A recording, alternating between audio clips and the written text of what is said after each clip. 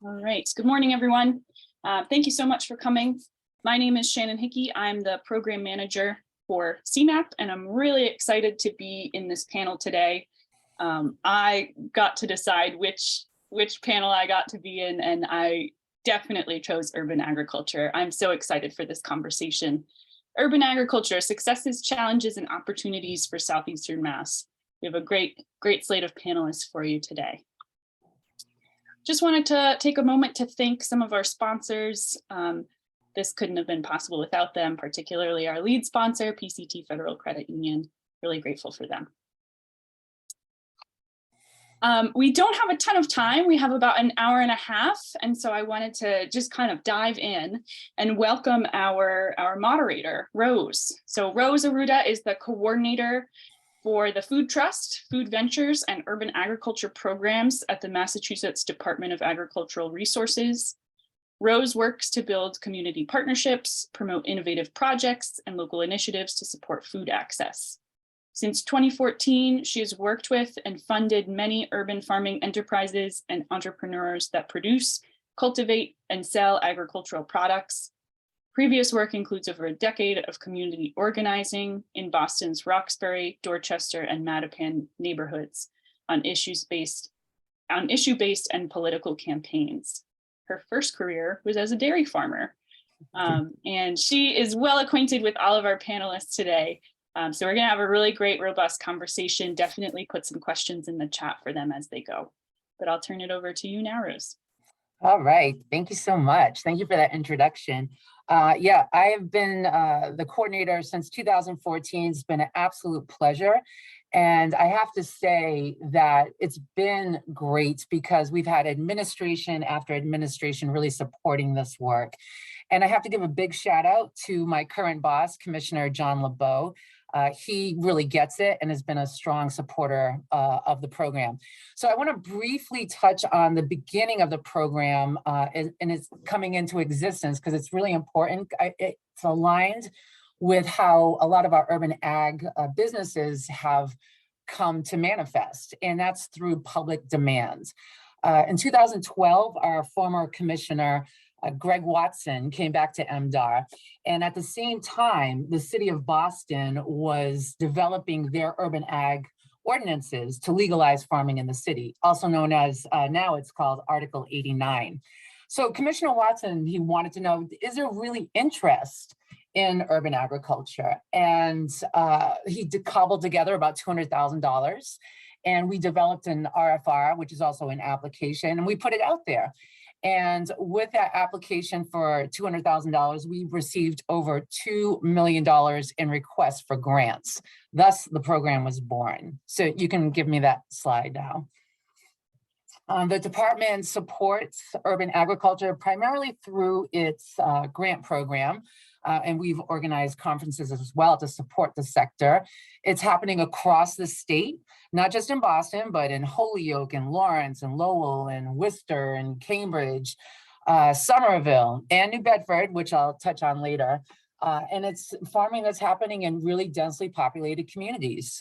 It's also important to acknowledge in this grant program that for folks who may not be ready for commercial urban farming, we also support through the grant program community gardens, which we have funded in New Bedford a couple of times, and also community food production projects. Just, again, creating greater access within communities. And if you have questions about that, we can talk about it in the Q&A.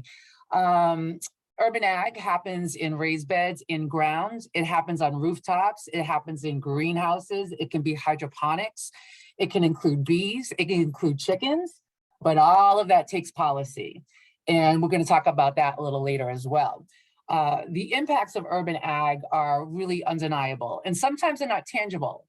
And yeah, sure, we want it to be viable and we want the sales are really important, but what's also really important is that urban agriculture is bringing healthy green spaces to where there weren't green spaces before, neglected lots. What else is important is the impact of youth and educational programming that a lot of our urban ag organizations incorporate into their work.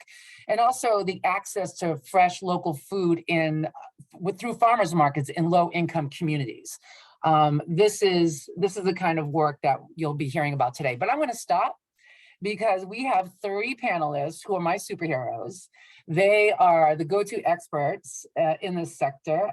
They represent urban farms that have been around from between 8 years and 32 years. They are going to dive deeper into the why of urban ag. We're going to share challenges and successes, and you're going to get inspired, Southeastern Massachusetts, okay? So I want you to take a lot of notes. So without further ado, I want to invite each panelist to introduce themselves and tell their story. And our first panelist that will come to the forefront is Danielle. Good morning, Danielle. Thank you for being first. You bet. Thank you. Thank you all for joining us this morning. I'm really excited to be here to speak on behalf of the Food Project. We are a Massachusetts-based nonprofit, and we are farming on ancestral and unceded lands of the Wampanoag, Nipmuc, and Massachusetts people. Next slide. We are a youth development organization that works at the intersection of youth, food, and community. Young people, specifically 14 to 17-year-olds, are the driving force of the Food Project. And they work on our farms and with community members to realize the right to food. Next slide. I'm going to focus mostly on our agriculture today because I was told we have just 5 minutes for the introduction. In Boston, we manage just over 2 acres of land and a 10,000 square foot greenhouse, all on land that is held by the Dudley Neighbors Incorporated Land Trust. The Food Project started as a Lincoln-based project and recruited youth from Dorchester, Roxbury, Mattapan, and all of Boston from the very beginning. Early on, we partnered with agencies to recruit teens from the cities to come work alongside teenagers on our Lincoln farm. The organization started thinking about expanding into urban agriculture in the mid-90s. And this very fortunately coincided with DSNI, the Dudley Street Neighborhood Initiative, hearing from neighbors that they wanted farms in their neighborhood. This was a time when the community was doing a lot of work redeveloping land, which I wish I had time to tell you about, but I don't. But it was a really fortunate partnership that we were invited into. First set up a 3/4 acre farm on one street, and when that was successful, we were invited to set up our 1.5 acre farm, the West Cottage Farm, which you see on the left-hand side. And then in 2008, we began working with DSNI to engage neighbors in envisioning a shared community greenhouse space, and that's the Dudley greenhouse that you see part of on the other side.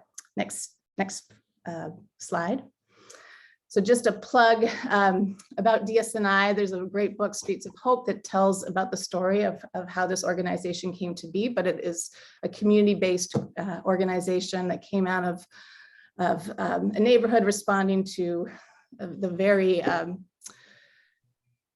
typical story in the US of racist redlining and banking policies that resulted in a neighborhood facing a lot of divestment and burnt down buildings and empty lots and illegal dumping. So I encourage you all to learn more about them. Next slide. So our farms include mixed perennial herbs, flowers, and fruit, as well as what we mostly grow, which are annual vegetable crops. We focus on infrastructure that enhances our programs. It's simple, but we try to keep it really beautiful and functional. We are very invested in maintaining our spaces as really beautiful and well-kept spaces, particularly because we're really in the heart of residential neighborhoods. We have houses that abut our properties, and we hear from our neighbors that it's really important to them that the farms look a certain way. Next slide. Our Boston farms generate about 25,000 pounds of mixed vegetables. The majority of what we grow is sold through 2 farmers markets. We sell at a market that we run in the neighborhood, and also at the Ashmont Farmers Market in Dorchester. We sell generally between $50,000 and $60,000 worth of affordable vegetables through our markets. And we sell generally about $15,000 worth of seedlings through our greenhouse each spring. Those are sold at a sliding scale model. People can pay what you can, $4 to $6 for 4 and 6 packs. We wholesale generally about $10,000 worth of vegetables to other farmers. Those are mostly our greenhouse tomatoes that I'll tell you about in a little bit. And we work with our Lincoln farmers to oversee part of our produce donation program, donating about 30,000 pounds of produce to partner organizations in our target neighborhood. So the Boston farms grow about 5,000 pounds of that. The majority is grown by the Lincoln farm. Next slide. In addition to production, our farmers and our farms support food system work in other ways. One example is policy work. So we're particularly passionate about the Healthy Incentives Program. The Food Project years ago started a SNAP incentive matching program, which then grew into Boston Bounty Bucks citywide and then became the Healthy Incentives Program. So we work with residents to have them go and advocate for funding for the program. It's something that we're really passionate about. Next slide. Our farms and farmers also support our Build a Garden program. So over the last 12 years, we've installed raised bed gardens throughout Roxbury, Dorchester and Mattapan. We've also installed those in the city of Lynn, where we also have urban farming programs. We are approaching 2,000 of these beds installed as of this fall. I think we're going to hit that mark. And this program actually grew out of a 3-year EPA-funded lead remediation program that we started in the late 90s, which was mostly focused on helping some of the larger scale backyard farmers remediate the lead contaminated soil they were growing food in, but eventually became this, this program where we're installing raised beds in people's yards. Next slide. And then I just want to speak briefly about the Dudley Greenhouse. So this is a 10,000 square foot gable connected Conley greenhouse. It's a project that is run in partnership with the Food Project, the Dudley Street Neighborhood Initiative, and the Greenhouse Advisory Committee, which is a voted-in group of residents who make decisions about the use of community space and how it's used in the greenhouse. The greenhouse came out of a long community visioning process led by DSNI and the securing of an EPA brownfield remediation grant. And today it supports many of our initiatives, including food production for our markets. But the greenhouse is also used as a spot where folks can stop by to pick up their free seedlings that they receive the first year if they're Build-A-Gardeners, or to purchase seedlings and ask gardening questions during our open hours. Alongside seedlings, we sell affordable bagged compost and organic fertilizers and weed blocker and row cover. We host gardening classes. We are excited last year to start doing a yearly seed swap in partnership with the trustees and the Dorchester Food Co-op.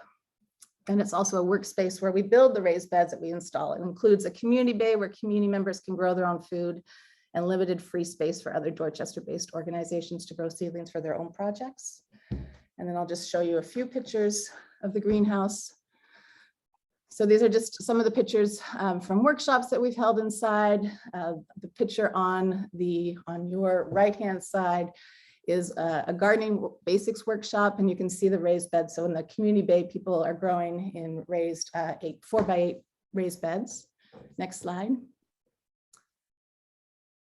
In the greenhouse, we grow in, it's all soil based. We've used organic farming guidelines, used beneficial insects and organic pesticides to manage pests and diseases. Next slide.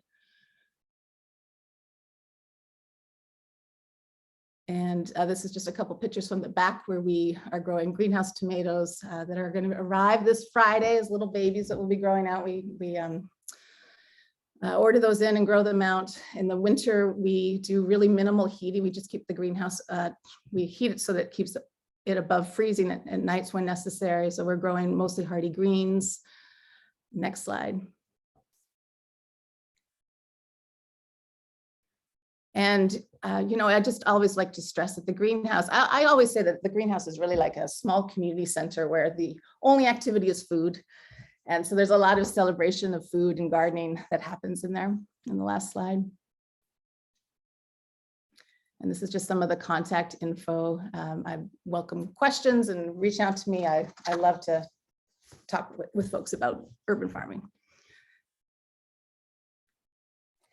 Thank you, Danielle. Next, I want to welcome Conan to the conversation. Look forward to your presentation. Thank you, Rose. And I'm going to share my screen.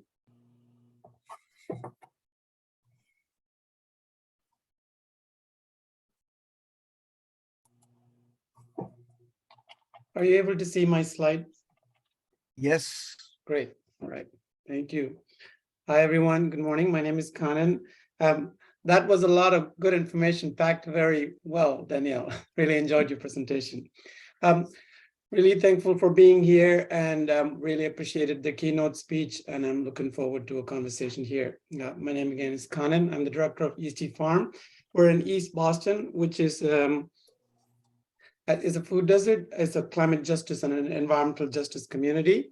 And we really got started by transforming one small abandoned space. Before I get to that, I just wanted to lift up something that Naphtali said. La tierra es de quien la trabaja con sus manos. The land belongs to those who work with their hands. I thought he just said it in passing, and it's good to recall that it is the people who put in the work, and it is the people who should harvest the benefits. So the land I was talking about, this is very close to where I live in East Boston, and used to pass by here pretty much every day on my way to the tea. And the fact that it was abandoned was creating this negative sense within the block. There are many other community members who felt the same way. We all came to transform that space. And it was a lot of work with hands, it was a lot of work. All the weeds that were there were invasive. And to pull them out and to clean the space was weeks and weeks of work. But in cooperation with the city, we were able to achieve that. And the product of that, you're able to see on the right side here. And along the way, there were people involved in doing some of the work. You may recognize this young lady right here. And here's another example of a site that we transformed. In the keynote speech, you heard how we should take leadership from young folks. One of the classes that we offer in a local school here, Donald McKay, the students have so much fun going out to the farm in the spring, summer, and fall. They asked if they could do something similar in the winter time. And we didn't have a response for them, but they kept asking for it. So when a grant became available for the food security infrastructure, we then decided that it would be a greenhouse so that the kids can go out in the wintertime too and feel like they are in a farm space, which they really enjoy. So envisioned by young people and demanded by young people, now we have that greenhouse, and it is a zero emissions greenhouse keeping in line with our climate goals of not emitting any carbon at all. We have three kinds of programs: Produce for the People, as we call it, it's a food program. Living Lands is our farming program, where we demonstrate regenerative farming, and Student Stewards is our education program. And within the food program, alleviating food insecurity is the primary goal, but it isn't the only goal. It's a focus, and built around that is our goal to build a local food system that is equitable and that is sustainable. So that's more than just addressing the food insecurity. That's about redirecting dollars to local farmers. That's about reducing waste. That's about educating people. All of that goes into our larger goal for the food program. And farming program, it's about turning as much land as possible to grow food for ourselves. And in the city, we can't grow that much. After all, every square inch is like $1 million. So what we can do is to get people familiarized with the idea of growing. And there are many who love getting their hands dirty. And there are many, many who do not even know how to get on a community garden waiting list that lasts for 5-6 years anyways. So to give them access to land and to get people the joy of working with soil and plants, we have this program, and the space is available for all community members to access and grow in. And in the process, we all learn together, and we learn how to care for our land and for each other. So our goal is to connect people with each other and with nature, and that's what happens in these spaces. The food program, quickly, I was looking at 2022 to give you a sense of the metrics. The food program, we purchased from Massachusetts farms produce worth $200,000 in 2022. And that was all distributed within East Boston in an integrated CSA model where people can pay market rate, affordable rate, or nothing at all. And we also created local jobs that are worth about $100,000 just within the food program.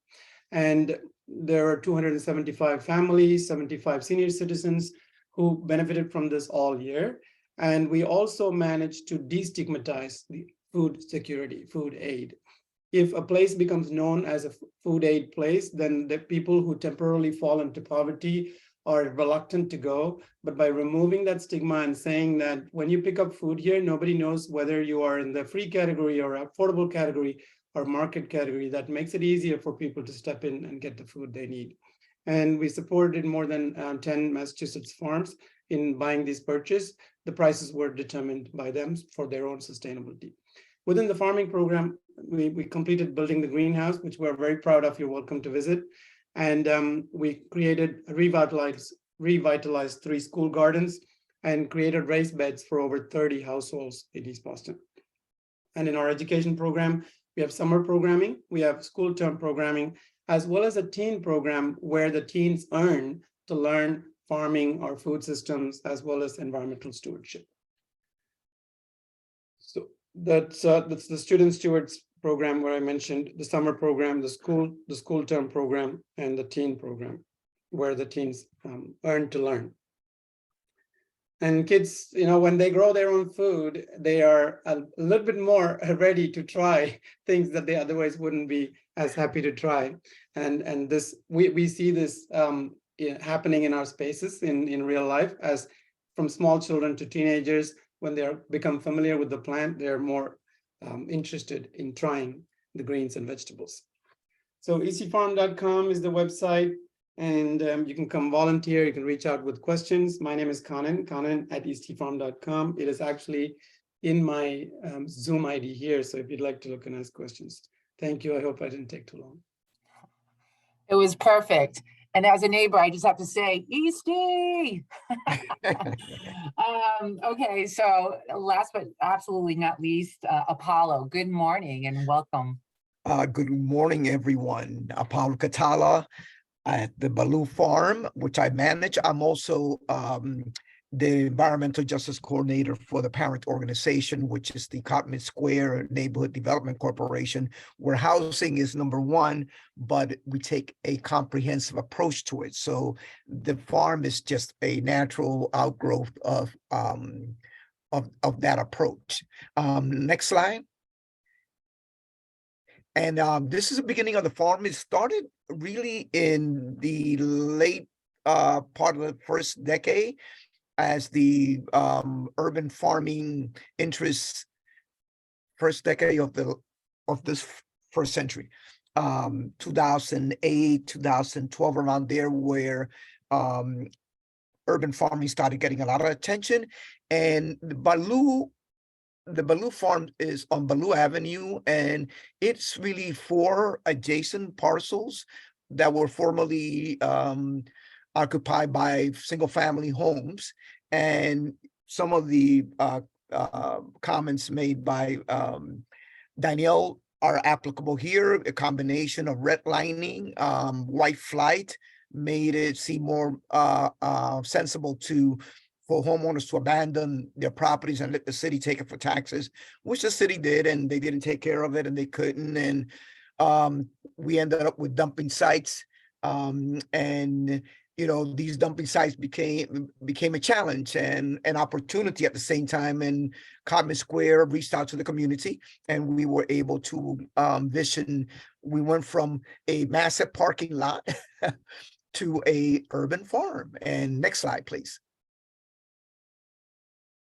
So in the beginning, on this 2 photos here, on the left side is the site overgrown with weeds. These are probably not weed or invasive weeds, and they were very hard to take out.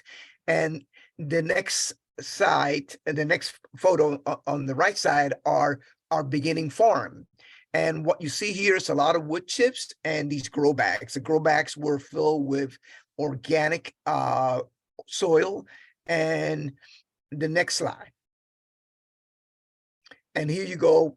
This is around 2015. This is my first year there while I was training at the Urban Farming Institute.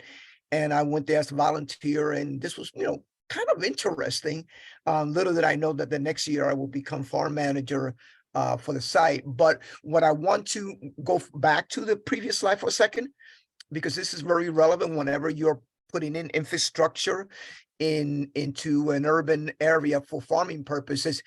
You see the wood chips. The wood chips are laid over a landscape fabric, geotextile, which in turn is laid over a bunch of wood chips. Now, the reality that anyone doing or contemplating urban farming in just about anywhere, but especially in Massachusetts, that the reality is that more likely than not, the soil is contaminated.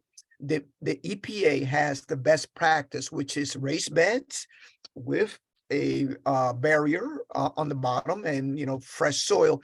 And this arrangement here mimics that, and is quick, and it worked until we move away from there. So next slide. Here we started, we see again the layout of what happens with the with the grow bags, and we grow all kinds of vegetables, including here you're mostly seeing greens, but we grow in these bags zucchinis, eggplants, tomatoes, peppers. Next slide. And before we get too far into it, something that matters is who are we growing for? And this young guy comes regularly with his mom to pick up their CSA at Baloo. Next slide. And he's not the only one. Next slide. With the help of the MDAR, and with our own, focus on what we were doing, we have been submitting proposals based on the 20,000 square feet that we had, that the site comprises of, and with a corresponding yield that was not very impressive. So we kind of sharpen our pencils and focus as, wait a minute, we're only growing on really, which is what you saw in the other pictures with the grow bags, we were only really growing on something like 30 by 50 feet, as opposed to the 20,000 feet that we actually have. And once we realized that, I like to think that we were able to convince MDAR to give us our first grant. And with that first grant, we started a series of expansions, and always with the help of numerous volunteers and other organizations that were very generous with materials, supplies, and knowledge. And that includes the Urban Farming Institute. It includes the Food Project, which to this day continues to be one of our most significant supporters. But that first grant led to another grant. And in 2020, we really hit 2020 and 21, we hit the jackpot when we were funded for this wonderful 30 by 72 greenhouse, high tunnel, which we are able to grow year round. High tunnel in the winter, we don't, obviously not going to grow fruiting crops, but we grow a lot of greens, including spinach, kale, and so on. And then the other part of that grant, we were around 20 in the middle of COVID, we were able to build a cold storage, as well as provide electricity, obviously. And those are things that are kind of the infrastructure themes that come up all the time in an urban space and in urban farming, because that makes your life a lot more easier and as a farmer, and it makes you more, it expands your impact. Next slide, please. And it's got to be beautiful. So that's one thing about a urban farm. It's got to be beautiful. Sometimes we get a humongous amount of support from the neighbors, but occasionally one neighbor or two are complaining about something or another that they don't like. They don't like our pile of wood chips. They don't like our pile of compost, but we do our best to be good neighbors. And this layout of sunflowers is part of that. Next slide.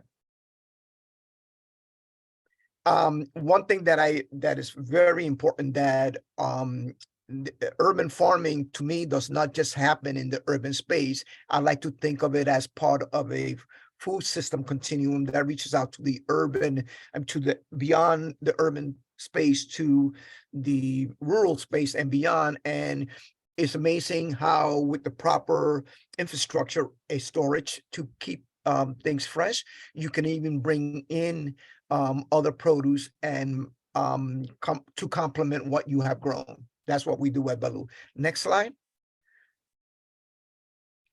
And this is part of Baloo in a good part of the season early, and the plants are still growing out, but you see the raised beds. Next slide. And the volunteer, here's someone who lives in the neighborhood who also happens to work for City Year, and during the COVID, during the pandemic, City Year has been coming on a regular basis every week for 2 full days a week. And we were very fortunate, but this was an example of the type of response that we have gotten from volunteers. Baloo runs on volunteers. There are only 2 staff persons, individuals dedicated to the farm, myself and Miguel, and we could not do that all by ourselves. And next slide. So I'm going to close with this notion that the farm, like many urban farms, whether they say it or not in these words, doesn't really matter. You know, it's really urban farming is about promoting individual and community health as well as environmental health, because across the food system, because that's what it is. It's a food system that is not just in the urban space.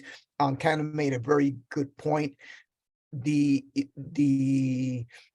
urban farms are small by nature, even when they're big, and Baloo's at half an acre is on the bigger side. There is a limited impact if all we look at is the urban farm in its location. If what we do is look at how much we produce and what happens to the food, what I think is part of the return on investment is how do we engage the community? How do we get people to understand the importance of supporting local farmers and that's part of the access to that food. And then people start asking, can I do that in my backyard? Or can I do that with you? And we have countless of people, volunteers, I've said. We also have neighbors that come on to the farm and help us out. So looking forward, we have just received a $500,000+ grant from CPA. Many cities have this kind of money. There is some of it dedicated for open space, which includes often farming spaces, urban farming spaces, and anyone interested in building out a farm, this is one of the resources that you will be looking at. And what we're doing with ours, we're taking part of Baloo, about 1/3 of the land of the 20,000 is on a slope, and it's very hard to grow there. It's also very hard to mitigate the presumed contamination of the soil because it's on a slope, not like the one on the flat part of the farm. So it is what we're doing with this money is putting in terraces that will expand our growing space significantly, all with the purpose of expanding what we grow and expanding the impact that we have, recognizing that even when we get to that 20,000 pounds of yield, it would be a drop in the bucket, and the real return on investment is how we continue to recruit and inspire our neighbors to join us in growing and being good environmental stewards of the land. So that's it for now, and I look forward to your questions. Okay, thank you so much. It was great to see all those photos, and I encourage everyone to schedule a tour of the urban farms that are represented here today.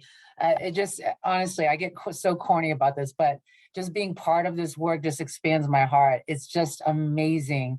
And you really get it when you show up. So we have a time for about 30 minutes of conversation with our panelists. And then we have 15 minutes for Q&A with the audience. You can use the chat, raise your hand, or you can be queued to just to speak. So what I want to do is start with, especially for folks on this panel in the audience, that may not be able to wrap their brain around how on earth do you make money? How do you run a business on a quarter acre of land, a half acre of land? And I'd love for Danielle, I'd love for you to kind of give an overview, giving people a picture of the operations. What does it take day to day? What does that look like for you to run an actual commercial urban ag on a very small piece of land? Sure. I'm going to start by saying, in case I forget later, I'm really lucky to have been doing this work for a long time, and I think we're very organized, and I use a spreadsheet system of like our farm plan but also then our monthly schedules to keep track of who's coming in when and supporting what pieces of our operation on a day-to-day. And I'm happy to share that information. I share it all the time with other growers. And if anyone is interested in that, if you're thinking about systems, please reach out to me and I'll be happy to share it with you. I will also say that we are a very well-funded organization, and we're also really lucky to be in Massachusetts and in the city of Boston, where there is a lot of support for this work right now. And I'll talk a little bit about our operation and how we organize it. So in terms of like the support for the folks who are focused on the farm specifically, that's the Boston urban farms specifically, that's me. And a seasonal grower, I hire a grower's assistant every year who is full-time April through the end of October. And then there's a co-op student who's funded by Northeastern University who works about 30 hours a week supporting our farming operations. And that's a mix of both kind of community and youth support, as well as like the production pieces of our work, which are sometimes fully integrated and sometimes not, depending on the day. I'll also say that for me and my job, I'm a full-time employee year-round, but I work a lot more April through November. So April through November, I'm generally working about 60 hours a week. And then I'm full-time in the winter months, but it's very manageable in the winter months. Our winter production is much, it doesn't take a lot of time. And I have a couple of volunteers who help me with that work, and it's very manageable.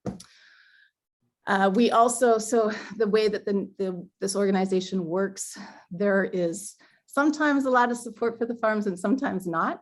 So we really try to leverage the times that there's a lot of support for the farm and use that labor really well. So for us, for instance, in the spring, April through June, our young people are leading volunteer groups on the farms on Saturdays. They do that about 7 times. And those are days where we really try to strategize around getting a lot of volunteers in, because we have a lot of youth who can lead them. Our young people come in an hour before the volunteers show up. We make sure that they understand their tasks and are well trained into leading that work. And then when the volunteers show up, they run an introduction. With all of our work with our volunteers, we try very much to integrate food systems learning and food justice learning into the experiences that they have on the farm. So we start with an introduction to our work and food justice and do a couple games. And then our young people take them to do work on the farms. We also work with volunteer groups on Tuesday mornings, and that is led by staff. We generally have another staff person who comes and supports the farm staff to do that work. And again, those are mornings, I'm generally in by 6 to make sure that everything's organized by 8 when the other staff come in, and then I train them on what the tasks are. And when the volunteers show up at 9, it's a very well-run morning, and we get a lot of work done. So we tend to think of like those 2 days as days that we're very strategically trying to get, like spreading tons of compost, any big weeding jobs that have to get done. Those groups are never harvesting the food or touching the food. That's something that just the staff are doing on their own. But just to say, like, we're very strategic about thinking about when and how to use volunteer groups in order to get a lot of our bigger chunks of work done. Mm-hmm. A lot of great organizing has to happen before the work gets done. Anyone else want to chime in? Apollo, Conan? I can just move on.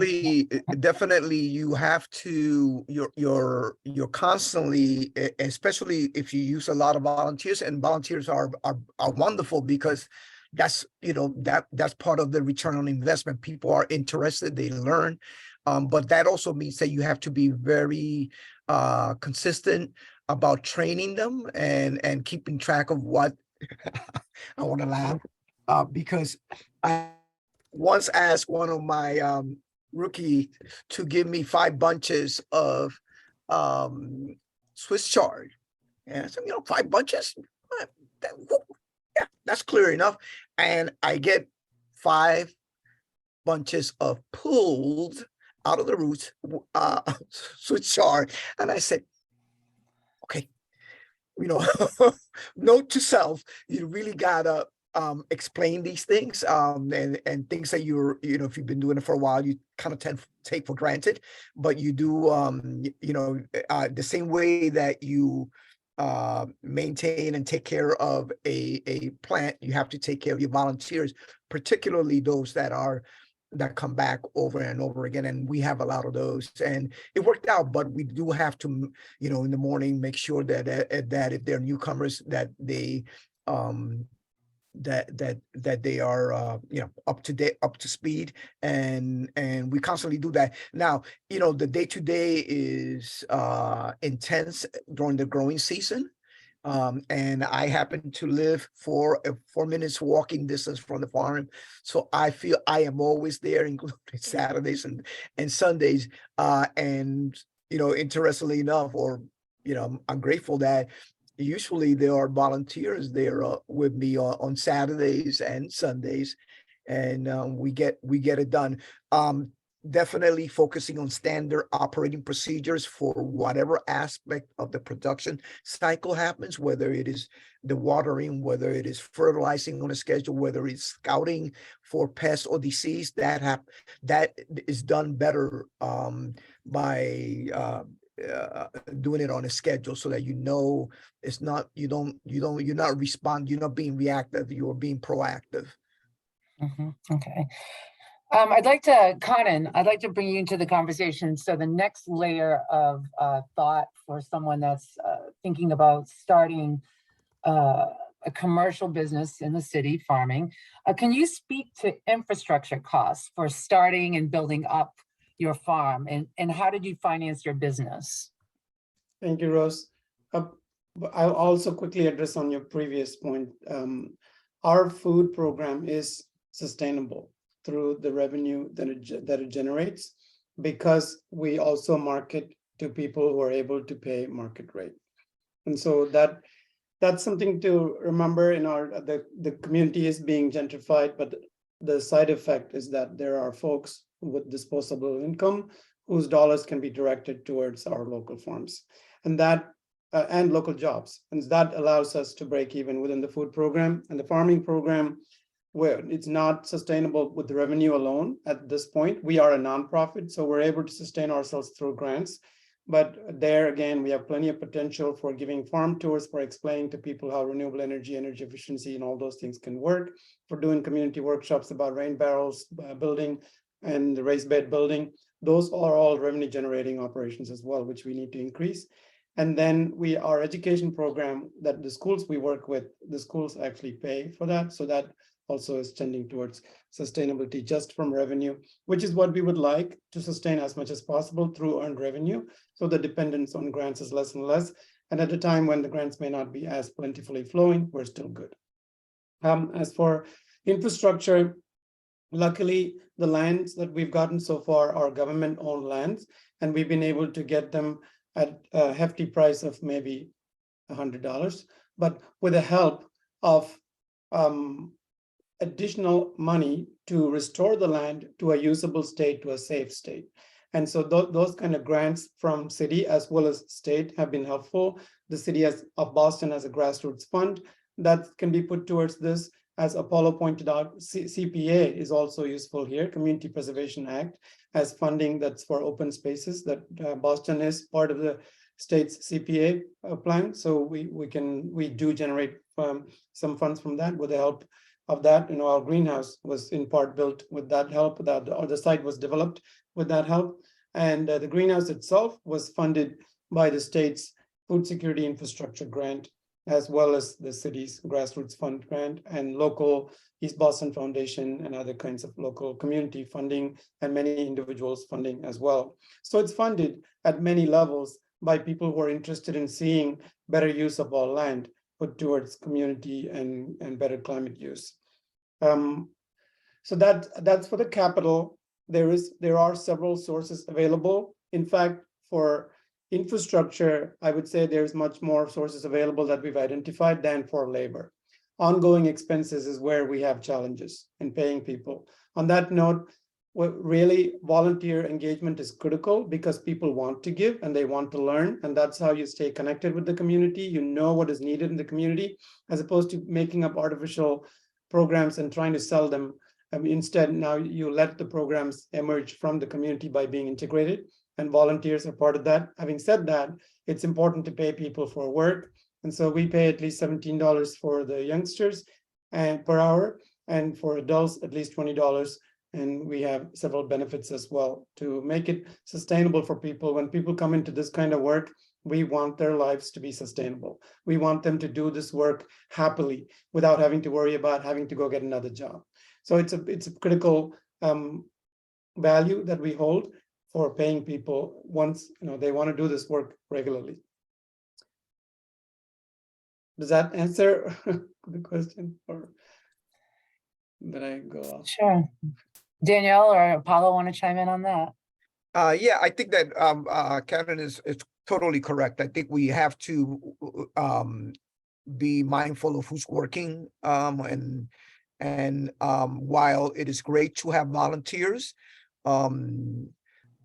you do want to give something back to the volunteers, and I don't mean some money. I mean, occasionally we do let them take surplus produce, but on the employment side, we had always for many years before COVID used re-entry men as our staff, and we had trained them. We actually paid them a good hourly rate, but then COVID came along, and we are now navigating back to a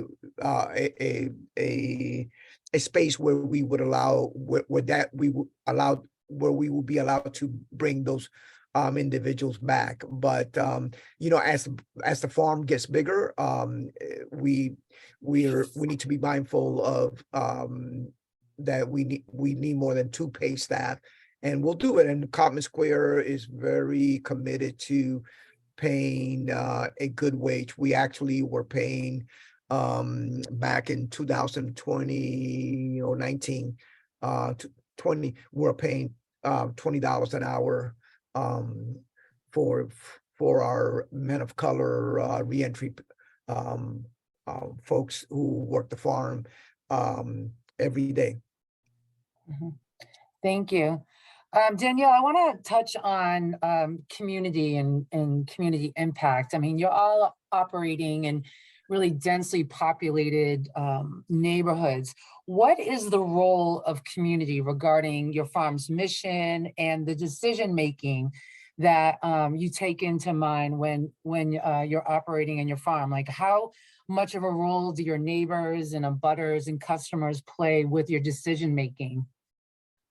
Yeah, I want to answer that. I do want to make one more comment about wages, which is something that I've just been thinking about so much lately for rural farmers and urban farmers is just like the cost of living here has become so high. I'm seeing with my friends who are rural farmers that there are a lot fewer people applying for jobs, and it's just something that I'm really concerned about. I know when I started in this field, there were just ways to live inexpensively. When I started the food project, I lived in a dump, but I paid $300 a month. So for the first 3 years, I was paid very little, but I also had very low rent. And I just don't see those possibilities so much anymore in Boston. And it's something that I'm really thinking a lot about. Certainly the staff at the food project are paid better, I think, than a lot of nonprofits. And there's a lot of pushback from the staff about the cost of living and trying to make things work on the salaries that they're paid. So I just wanted to make that comment.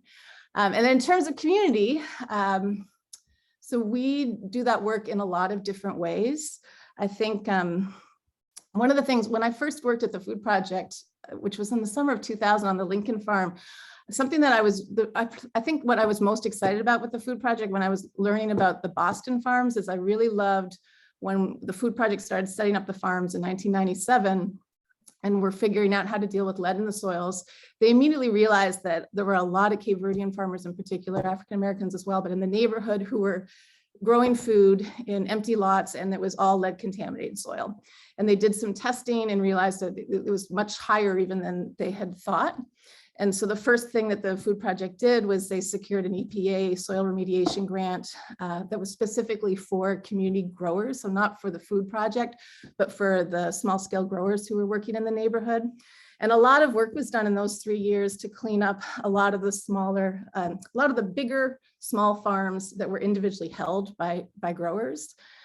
And that was work that was really exciting to me. I could see, for me, I felt like, oh, I see that this organization is like really interested in figuring out our youth development piece and training youth, and also it was like walking the walk of like, we want to be community partners and thinking about not just the food that we can grow and sell at affordable prices in this neighborhood, but how to support the farmers who are here who don't have nonprofit structures behind them to support them.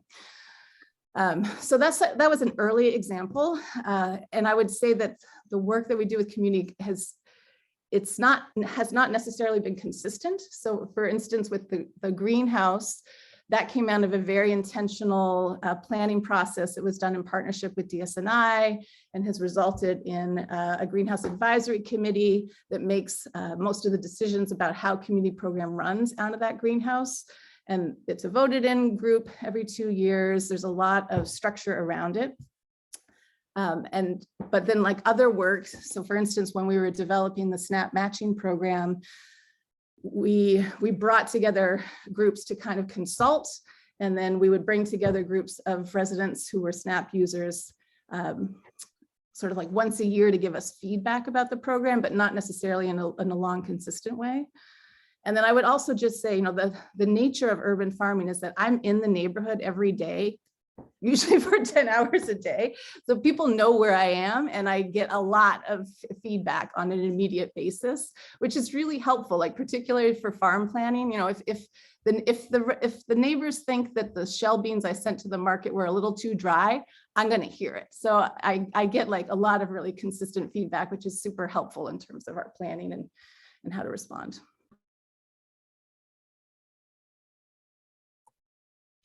I'd like to, Apollo, speaking of community, how does the diversity of your community lead you to the choices that you make with the kinds of crops that you're going to be growing? It's a significant driver, and I think instinctively we knew that because of the makeup of our farm team and core volunteers, folks from the Caribbean, African Americans. And just to give you a couple of examples, Joe, the landscape guy across the street, that's where he keeps his equipment. He's a old farmer from North Carolina. He comes across and, always asking for the green tomatoes.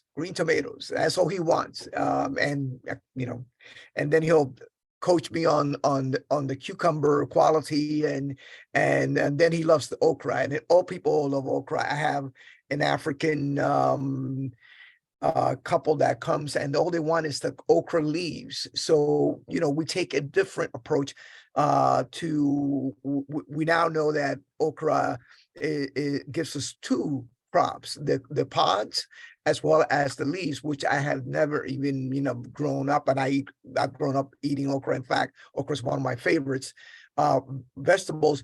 The other thing, another example, good example, is we grow a lot of ajicito dulce, sweet Spanish peppers for the sofrito, and those are really they sell really well. And the okra, getting back to the okra, that's our best seller. We have had people pay in advance a week, 25 pounds of okra. I said, well, what am I going to do? Where am I going to get 25 pounds? Okra is we don't grow that at that level, but we manage by collaborating with other farmers, whether it's UFI or farmers out up in Lowell, to satisfy that need, and it worked out really, really well. Collard greens, mustard greens, callaloo, those are all good sellers, and people want them, and we grow them. And we also, sweet potatoes is another one.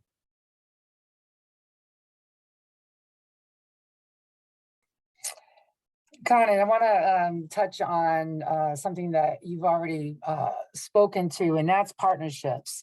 It's absolutely clear that it takes a village to help maintain the success of an urban farm. Can you speak to some of the partnerships and collaborations that have really been part of the success and the momentum behind your farm?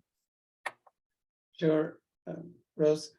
So we cannot do this alone. And as you've said, it does take a village. Even inside a city, it takes a village to get change making done, right? And this work is change making because we're creating something new where it doesn't already exist. So government partners are critical because policy and its implementation and the adoption of programs and all of that are critical for our success. So at the city level, Boston Public School, Office of Food Justice, Grow Boston, they've all been great partners, excuse me, and the Environment Department. At the state level, MDAR, EEA, Mass CEC, they've been great partners, both in terms of providing expertise and funding, excuse me. And lately, we've also been reaching out to the federal government, whether it's USDA or NSF, to go to fundamental questions like, how do we create more green jobs in communities precisely like ours, which are environmental justice and climate justice communities, and eliminate the barriers that young people face to all the green jobs and the opportunities that are coming down, and which have to come down for us to have a livable future. So those are partners at the government level. At the community level, we have partners like ABCD, Action for a Better Boston, a better community development in Boston, and Boston Public Library, where we do our seed saving, our seed library, and organizations like Zoomix and Veronica Robles Cultural Center and the Y, where when we need some indoor space, they've provided those during inclement weather, and also as people who serve young people, they help us do outreach to young people when we have some benefits to bring to young people.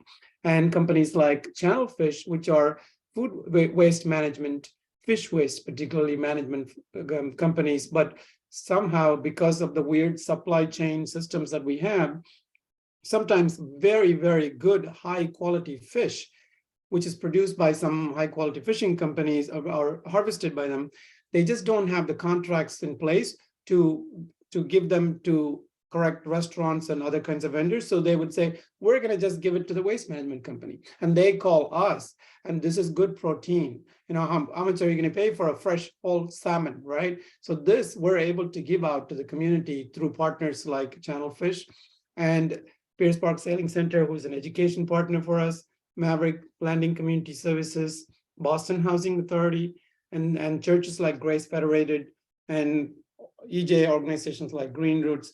They've all been partners in doing this kind of collective systemic work, not to mention our neighbors and even some of the new developments where people are more interested in becoming part of the community and contributing and learning. They've been partners as well. So I'm sure I'm forgetting some, but it really does take a village, you're right. You know, so we're at the 11 o'clock mark right now, and I like how this is going to segue from policy to policy. I want, and also Marty's here. He's going to join in on the conversation.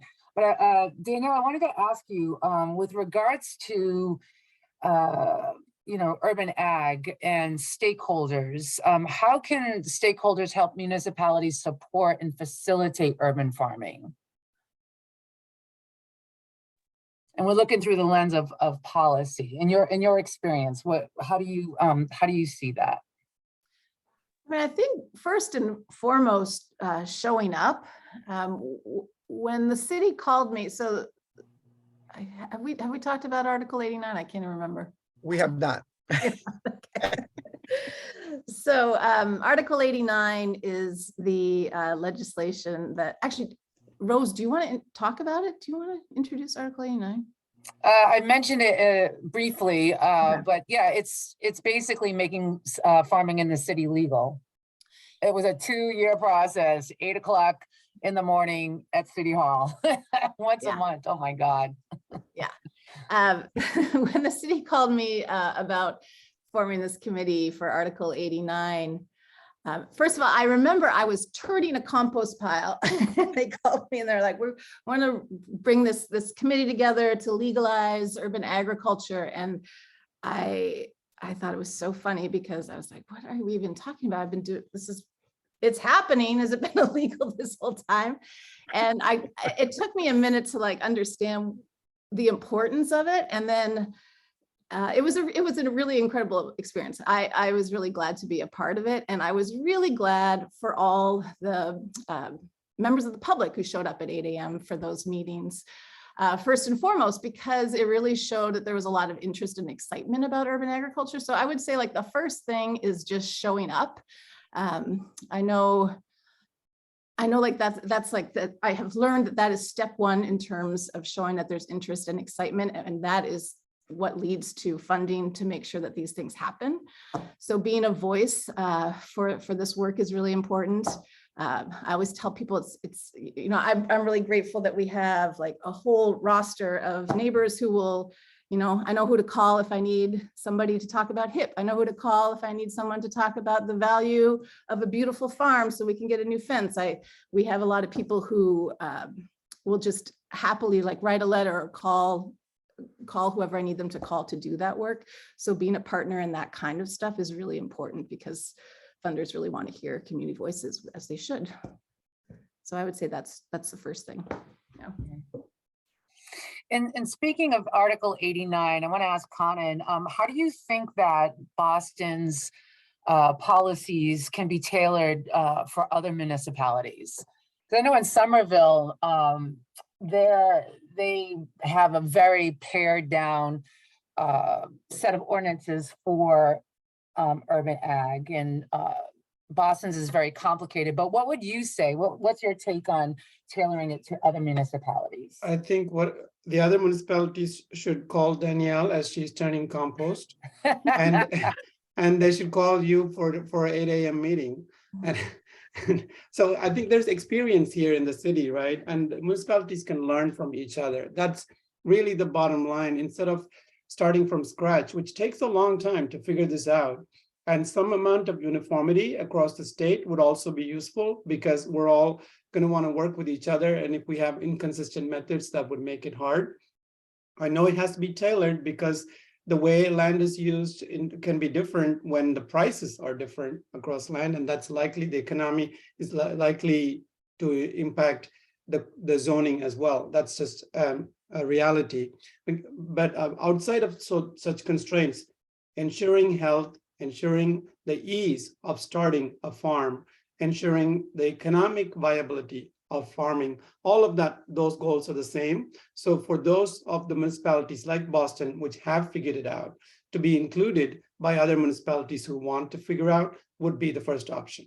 And I'm not even kidding when I say they should really call Danielle, and they should really call you, because you've done this before and you can help with other municipalities as well. That said, every municipality has to figure it out for itself. And there are Danielles in every municipality in our state, I hope, and to involve them and to see what they're doing already. Like Danielle was saying, I thought I was doing this already. What are we talking about legalizing? People are doing this. And so to involve what they already have in terms of their lived experience, that to start from there would be not only effective, it would also be the quickest way to get to a very viable and usable zoning for every municipality in our state. So Marty, I'd like to have you join this conversation. As we're running out of time, I want to make sure the audience gets their opportunity to ask some questions.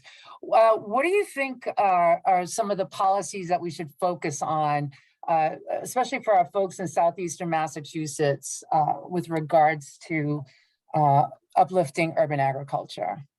Sure, I'd be happy to run through a couple things here. Thank you so much for the invitation to join you this morning.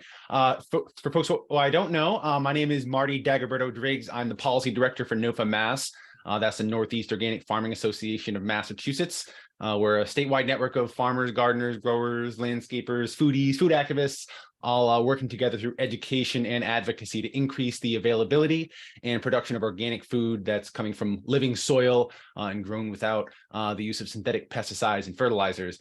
And yeah, it's a really great pleasure to be addressing you all and to be joining this esteemed panel here. I really have a lot of gratitude for you all for promoting food sovereignty and reconnection to our common agrarian roots and really promoting food literacy, which is so very much needed in our society, and not just in urban communities, really across the Commonwealth, and also among lawmakers, among the legislators in the State House and on Capitol Hill down in DC, who need to understand the connections between the soil and the food and the health of our communities in our environment. So thank you for doing that.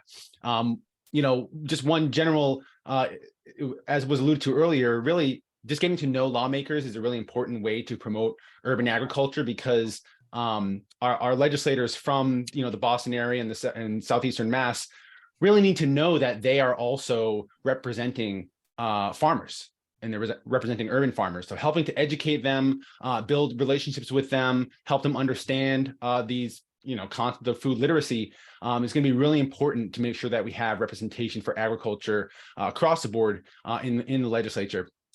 NOFA Mass is a proud supporter of the Massachusetts Food System Collaborative and its mission to support collective action toward equitable, sustainable, resilient, and a connected local food system in Massachusetts. And shout out to Winton Pitcoff, Rebecca Miller, and the other organizers at the collaborative. We strongly recommend signing up for their newsletter. And their website is really the go-to resource for food system advocacy in Massachusetts. And I'll put the link in the chat there.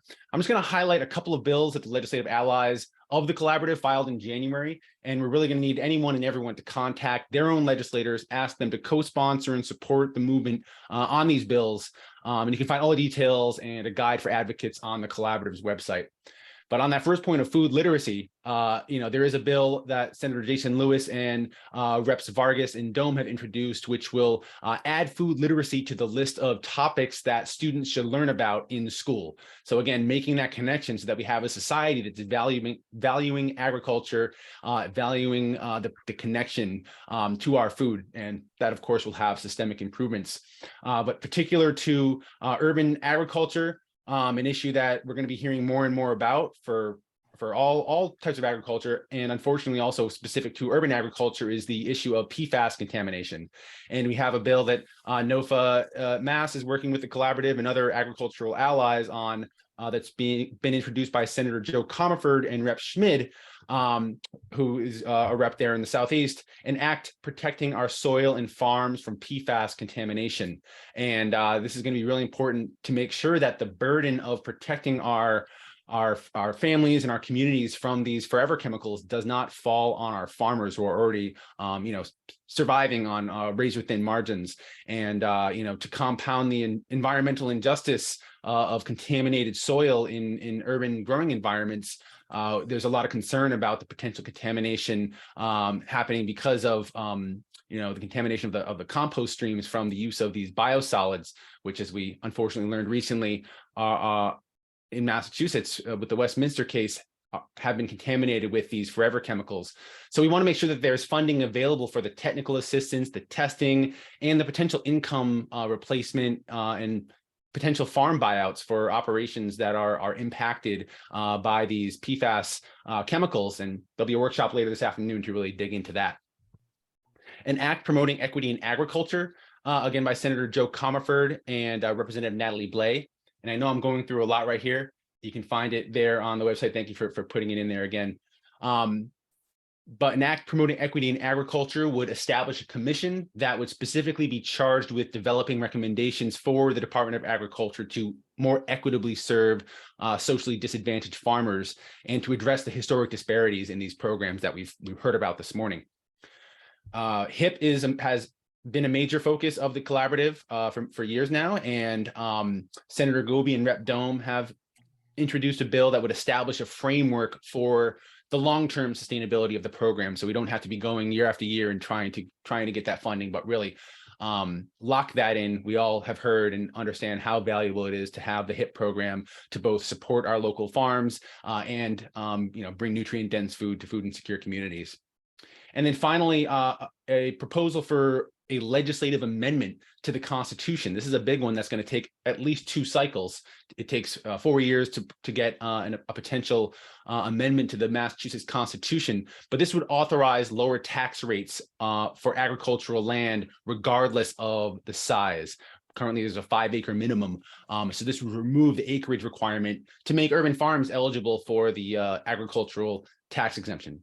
So in addition to taking action by contacting legislators on these important bills, urban farmers and allies can really help by building relationships with their legislators. So become a known personality, become a go-to content expert on urban agriculture, be a known face and name to that office, to the folks working in that office. And one great way to do that is to attend Ag Day on the Hill on April 12th. It's really a high holiday at the State House, and it'll be a big one this year because it's the first one since the pandemic, and it's a really great opportunity to meet your legislators and to sample some really great produce and food from across the Commonwealth. So with that, I know that was a lot. You got the links there. Happy to answer questions. Thank you again for your time. Thank you so much. And with that, we have about 10-15 minutes left before we wrap it up. Great conversation, enlightening information. Marty, thank you so much. So now I really want to see the questions come from the audience. We have 3 experts, again, my superheroes, and you have the opportunity to ask some burning questions if you're thinking about urban ag, if you want to support urban ag, if you still don't understand urban ag, why don't you can raise your hands in the chat. You can put something in the chat and we can continue the conversation.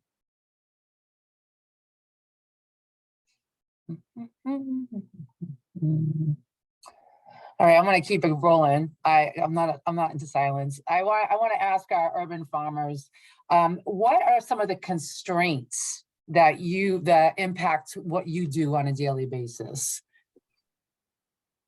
Anyone can chime in. I think paying for staff, that's a challenge because there are not as many grants available for that. And there are plenty of probably not over. I won't say that there are more than we need, but there are plenty of grants for infrastructure and things of that nature. But the tough one is how are you going to pay that staff? And yeah, I agree. That's an important one. There is constantly the concern of if you start paying people, then if the funds run out, then you're taking a job away from them, and how is that going to feel? So that concern is always there. And there may be other concerns as well about making ongoing funding available for labor, but we do have to crack that nut. We have to get creative about whether we convert an ongoing operations into a program that can be funded for many years, or whatever we think of. We do have to make sure that we can pay people. And I agree with Apollo, that is an important challenge in front of us. At EC Farm, we just say, okay, this is the right thing to do. We're going to do it, and then figure out how, right? So that means for next year funding, we don't know where that comes from. We're just anxious, at the same time determined to make sure that happens. But there are other kinds of constraints as well that you may run into when you're starting something. When you're starting anything new, there will always be constraints, and you have to use your creativity to work through that. I'll give a quick example. We're working in a city like Boston, which is very dense. And we did get a piece of land where we wanted to create a greenhouse, like I was saying earlier, but we couldn't even bring a truck into that. The alley was so narrow, and to get into that space.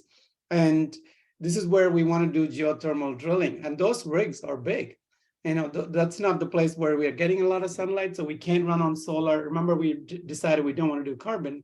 So nobody wants us to put a wind turbine in the middle of the city. So geothermal was the way. To bring the rig in there was difficult. We tried many different approaches. In the end, we had to reshape the truck itself a little bit to take the side mirrors off and the side off, and just squeeze in with an inch to spare on each side of the alley. And we had also put a constraint on them that the trees that are there should not be taken down. We could prune them, but not take them down. So we had to work our way around them. In the end, we achieved it.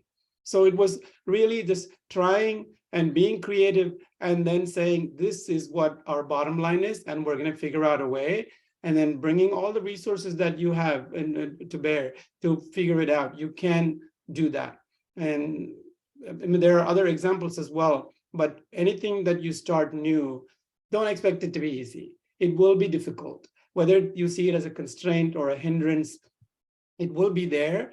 To the extent that you can incorporate that in the solution, go for that. Otherwise, you can find a way around it. And there are people who figured it out. You can certainly seek help. Crowdsourcing is a good way. Asking for help is very important. But in the end, there are ways around these hindrances, and you can find them. That greenhouse is a great example of making things happen. And the first time I went to see it, I remember I was waiting for Kanan to show up, and I was with Saeed, who's another really wonderful Boston grower. And I was like, I don't even understand how they possibly got the machinery in here, Saeed. Having overseen just like the later stages of the setup of the Dudley greenhouse. And, you know, I had to meet a trucker once at 3 a.m. because we had to unload on Dudley and bring the stuff up the residential street. Like, we did crazy things too. But if Kanan had called me then and been like, here's the plan, Danielle, come and look this out, I would have been like, it's not possible. You need to not do this project. There's no way. So also knowing when not to call me, because it's a good idea. So we have a couple of questions in the chat. I open it up to the panelists. What are some of the opportunities for urban and rural growers to work together? What's been your experiences? There's plenty of opportunities. Oh, so Apollo, you have your hand up, so you should go. Yeah, can you see me? Yeah. Okay, because I can't see my, that is a great question, one of my favorite topics, but I wanted to also say that a particular constraint is the cost of putting a water system into into a piece of land in the urban space. In Boston, is $45,000. And you know, how do you get that? Because when you first go on the land, you're going to get a license, which is basically a temporary, if you get in from the city, and that, which is typical, that is a temporary agreement that you can use the land for your farming purposes until the city, but the city has 30-day, it can give you 30-day notice and you're out, you know? And how do you even begin to put infrastructure in a piece of land? But then you got to face that $45,000 a cost. That is something that should be recognized as a common benefit, adding water, adding that kind of infrastructure to lots that will be there, whatever that ends up being down the road, and the water and sewer can recoup that at a later time. They need to make that more accessible, and I imagine that might also be the case in many municipalities across the Commonwealth. And what was the other question? How do you collaborating with rural farms. I think that that is critical. Again, small urban farms by our nature are small. Even when we're big, we're small. And there are other crops that are in demand that we cannot adequately grow in our space. I would love to be able to have a full acre of okra growing, but can't do it at Bellew, but maybe somewhere else we could do it because it would sell.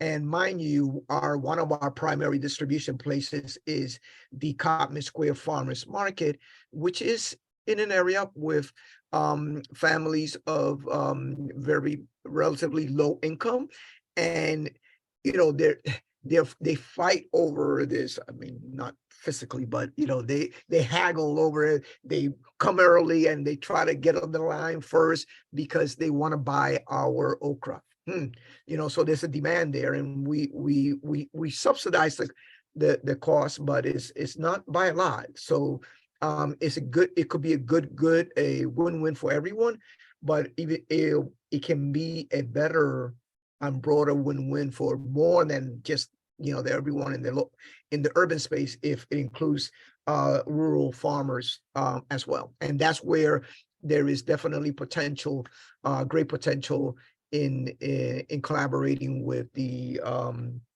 rural farmers. And that goes back to what I said at the end of my slide presentation. Let's look at this as across the food system. So what can we do jointly with the urban, the peri-urban, rural, and beyond across that food system? And I'll just quickly say, the food project set ourselves up strategically so that there was a rural and an urban farm. So I work with the Lincoln farm, the city of Lynn, we have an urban farm, and they work with our farm up in Wenham. And there's a lot of strategy around, exactly what Apollo was saying. So they grow a lot of our crops that need a lot more space, our squash, sweet potatoes, things like that. And we tend to focus on things that need less space and or are of higher value, but are harder for them to keep on top of. We do a lot of I seed cilantro every other week, April through the first week of September. So we sell a bunch of cilantro, and it needs to be certain quality. And that's something that's harder for them to stay on top of in Lincoln. So thinking strategically about those scales. And if you're an urban farm that doesn't have a rural partner, then, looking for people that you can buy that produce in from and resell it, as Kanan has referenced, as they're doing in East Dean. Yeah, so I see urban farms belonging in an ecosystem as a critical conduit between rural farms and urban consumers. So if you're a rural farmer and if you want to see us as your marketing arm, that wouldn't be an incorrect representation, because we really are here to make those connections. And we all stand to benefit from that, both economically and environmentally. So we're here as partners. Last year, as I mentioned, we purchased $200,000 worth of produce from rural farms for consumption in the city. And that is at a price determined by the farmers themselves. And this year, we're likely to do much more. And the state and the city are all aligned, luckily, and the federal government too, luckily now, about local production and consumption of food. So the LFPA grant from the state, for example, the local food purchase agreement, focuses precisely on that. And we in the city have both necessary connections, the consumers on one side and the farmers on the other. And so we're here to help and assist. And small, and Paula made a reference to small. I think small is beautiful. If this small is a seed, and we're here as a seed to grow our natural ecosystem, to help farmers, and also to just sow some seeds of positive change in people's minds and hearts. That's really our role, not to just be independently commercially viable as farms in our own right. Thank you. Just so everyone knows that our panelists have committed to answering your questions if we didn't get to it on this chat. I think we have 2 minutes left, and I want this quick question from Tiandra. What are the roles that backyard gardeners can play in the efforts of the local urban farms and their ecosystem, and if there are any? Definitely there are a lot of roles, and you heard that the food project and Canon are building raised beds, and the challenge then is to incorporate and do this in a coordinated way, so that if someone has, as they're bound to have a surplus of zucchini, there is a way to get that zucchini to a market. And you do that by one way to do that is by really being intentional and coordinating the effort from start to finish, and also providing the urban farms with storage facilities can act as the hub for gathering those crops and distribute them forward, making sure, the homeowners who have the community, their own raised beds, they'll keep whatever they want, and the rest goes into a common distribution supply chains.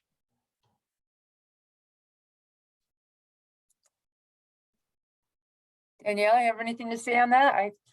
I think you have some community growing in the greenhouse. Well, yeah, we do have community growing in the greenhouse for gardeners. So for us, I mean, it depends so much on where you are, but for us, we also really rely on the talented growers that exist in the Dudley neighborhood to be teaching others. So the community bay of the greenhouse, to secure space in there, you have to show how it's going to have a community benefit, and much of that community benefit is teaching. So we have folks who are bringing in less experienced or completely inexperienced growers and teaching them how to grow. So if you're wherever you are, if your urban farming projects are looking for folks who can help teach others, that's certainly a way that we've really leaned on our local gardeners to support. And yeah, I've seen it in action. It's beautiful. Listen, we've run out of time. I can't stand that. There's so many great questions in the chat and other questions from our panelists that I wanted to ask, but we didn't get to it. I hope you enjoyed today. It has been an absolute honor and a privilege to be part of this conversation and to see three of my favorite people. And thank you, CMAP, for hosting this conversation. It's been a wonderful experience, very relevant and important. Thank you. Thank you all so much. Can we all take a minute and thank our panelists? A big round of applause for everyone. Thank you guys so much. Thank you, Danielle, Apollo, Conan. Thank you, Rose. Thank you, Marty. And thank you to you all for being here and being part of this conversation. We'll definitely do our best to get those last questions answered from the chat, and you'll have access to this recording and all the great resources that everybody mentioned within the week via email. So we do have a short break. I'm very sorry, this is a whirlwind of a day, but we've got a lot of good stuff to get through. So in about 5 minutes, we'll all meet back in some of these Zoom rooms. So you are here in Zoom room B. So if you want to stick around in this room, we will be talking about creating a positive and productive farm environment through communication. We have some ag mediators joining us for that. And there's going to be some interactive activities with that one. If you're interested in farm and food safety, produce safety presentation from MDAR on FSMA, the Food Safety Modernization Act, that is in Zoom room A. The chat is, or the link is in the chat for that. And then if you want to head over to Zoom room C for a workshop on using the whole animal value-added meat cuts, we'll be joined by a couple local whole animal butchers who will talk us through that. I'm also putting a link to our conference survey in the chat. Definitely fill it out at the end of this if you can. There is a discount code for a Johnny's order that's pretty exciting for everybody who completes that. But again, thank you so much for being here. I've really enjoyed this conversation, and it's the first of many for CMAP, I hope, in the urban ag space. We definitely want to keep bringing these kinds of conversations and these kinds of experts into Southeastern Mass. So thank you all so much. Thank you. Thank you. Thank you. Thank you. Thanks, everyone. Good to see you. Take care. Thank you. Take care.